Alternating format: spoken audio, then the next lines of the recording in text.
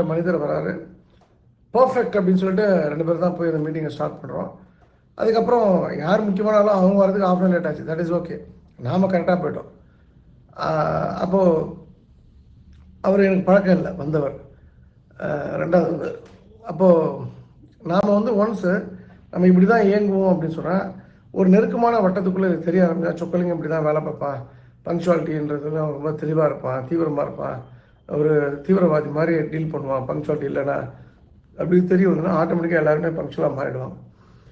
நேர பயன்பாடு உங்களுக்கு அதில் அனுபவம் இல்லை, அதில் ஒன்று எக்ஸ்பர்டைஸ் பண்ணலை அப்படின்னு சொன்னால் அது என்ன மாதிரி விளைவுகளை கொடுக்கணும். நேற்று கூட ஒரு நண்பருக்கு முந்தானத்து நைட் சொல்கிறேன். அப்போ ஒரு விஷயம் நீங்கள் பண்ணணும் பாருன்னா நான் ஒரு 3 பேர் அனுப்புகிறேன் அப்படின்னு சொல்லிட்டார். அந்த 3 பேர் காலைல 10 மணிக்கு ஒரு இடத்துல இருக்கணும்.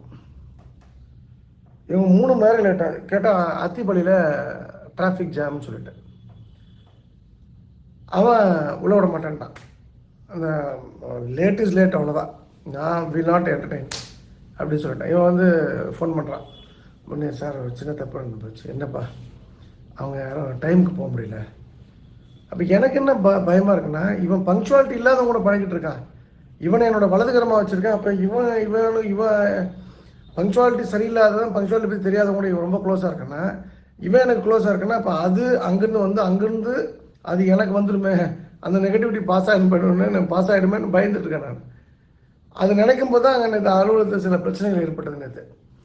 அப்போ எங்கேயாவது ஒரு இடத்துல பங்க்சுவாலிட்டி ஏதோ ஒரு இடத்துல மிஸ் ஆகுது, கொலாப்ஸ் ஆகுது நீங்கள் சம்மந்தப்பட்ட விஷயத்துலனா, பூமியில் பறிக்கக்கூடிய ஒரு செடியிலேருந்து பறிக்கக்கூடிய ஒரு பூவானது பல லட்சக்கணக்கான மைல்களுக்கு அப்பால் உள்ள ஏதோ ஒரு கிரகத்தில் ஏதோ ஒரு இடத்துல பெரிய ஒரு அதிர்வை ஏற்படுத்துது அப்படின்றது வேதாத்திரியம் கொண்டு வந்து கொடுத்த தத்துவஞானி 65 வேதாத்திரி மகர்ஷி அவர்கள் சொல்லுவார். அதுதான் உண்மை. அப்போது இந்த எஃபெக்ட் இருக்கு, அவனோட நெகட்டிவ் எஃபெக்ட் நம்மளுக்கு பாதிக்கும்னா பாதிக்கும். அது வராமல் இருக்கணும் அப்படின்னு சொன்னால் நேரம் குறித்த அறிவு உள்ளவங்கள்ட்ட மட்டும் தான் பேசணும், பழகணும். அவன் நான்வெஜ் சாப்பிடுவான், அவனுக்கு அந்த கெட்ட பழக்கம் இந்த கெட்ட பழக்கம் ப்ளீஸ் பாதர், நீ ஏதாவது எப்படியாவது ஒழிஞ்சுப்போ. ஆனால் பங்க்சுவாலிட்டி மட்டும் இல்லாமல் இருக்காதிங்க. இப்போ நீ சொக்கலிங்க, நீ பங்க்சுவலாக இருக்க, உங்க கூட 99 பேர் பங்க்சுவலாக இல்லை அப்படின்னு சொன்னால், அப்போ நீ வந்து ஒரு ஆட்டு கூட்டத்துக்கு சிங்கம் தலைமை ஏற்றதுன்னா ஆடுகள் சிங்கமாக மாறிடும்.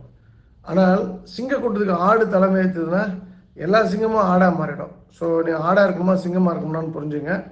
நான் வந்து ஆடு கூட்டத்தோடு இருந்து அதுக்கு தலைமையேற்கக்கூடிய சிங்கமாக இருந்துக்கிறேன். நீங்களும் அது போல் சிங்கமாக தான் இருக்கணும், தலைவராக இருக்கணும்னு ஆசைப்பட்றேன். எந்த சூழ்நிலையும் எந்த காலகட்டத்திலும் சிங்க கூட்டத்திற்கு தலைமையேற்கக்கூடிய ஆடாக மட்டும் இருந்துடாதீங்க. ஆடா சிங்கமா, டீலா நோ டீலான்றதை நீங்கள் புரிந்து கொள்ளுங்கள். ஸோ நானும் வந்து இது போல் பங்க்சுவாலிட்டி இல்லாதவங்க கூட ஒர்க் பண்ணுறதுக்காக வருத்தப்படுறேன். அதை ரீடிஃபைன் பண்ணி என்னுடைய ப்ராசஸை வந்து ஸ்ட்ரென்தன் பண்ணணும். அது நடந்தால்தான் காசி போன்ற தப்புகள் இனிமேல் ஃப்யூச்சர் நடக்காமல் இருக்கும். ஸோ நானும் இன்ட்ராஸ்பெக்ட் பண்ணுறேன், சுய பரிசோதனை பண்ணிகிட்ருக்கேன். நீங்களும் இது போன்ற விஷயங்களை சுய பரிசோதனை பண்ணுங்கள், உங்களுக்கும் மாற்றம் வரும். இந்த அருமையான வாய்ப்பு கொடுத்த திருச்செந்தூர்